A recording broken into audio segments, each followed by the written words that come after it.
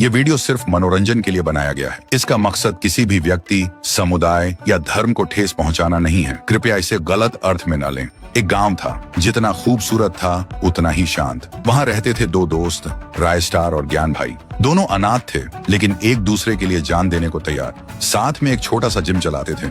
गांव के लड़के वहां आके ट्रेनिंग लेते थे। और दूसरी तरफ एक और गांव में रहता था फाइट 444। उसके पास अपनी सेना थी, दुनिया के महंगे महंगे हथियार थे। उनमें सबसे महंगा था फाइटर जेट। वो इन सब से हर एक गांव को अपने कब्जे में लेता था। और अब फाइट 444 का टारगेट था वही गांव जहां रायस्टार और ज्ञान भाई रहते थे।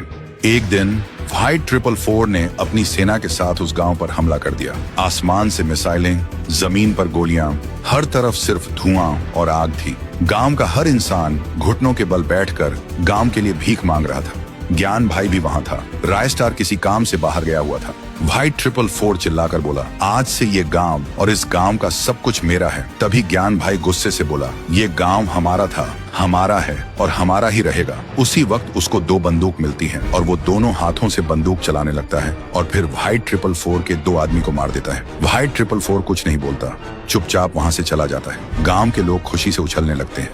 लेकिन उसी रात ज्ञान भाई रायस्टार को लेने जा रहा होता है। रास्ते में फाइट 444 का आदमी उसका रास्ता रोक देता है। ज्ञान भाई चौंकता है, बाइक का ब्रेक लगाता है। तभी पीछे से एक और आदमी आता है और ज्ञान भाई के सिर पर वार करता है। ज्ञान भाई वहीं गिर जाता है। अगली सुबह गांव में हलचल मच जाती है। गांव के बीच एक पेड़ से ज्ञान भाई की लाश लटकी मिलती है और उसकी छाती पे लिखा होता है, अब गांव मेरा है। जब रायस्टार को खबर मिलती है, वो भागते हुए आता है और ज्ञान भाई को देखते ही टूट जाता है और रोने लगता है।